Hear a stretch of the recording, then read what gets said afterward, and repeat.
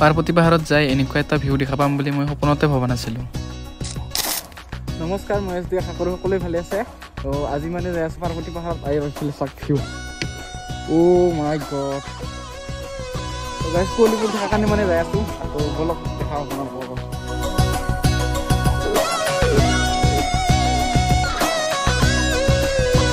আহি পালোঁ ইফালে মা পাৰ্বতী দেৱী থান।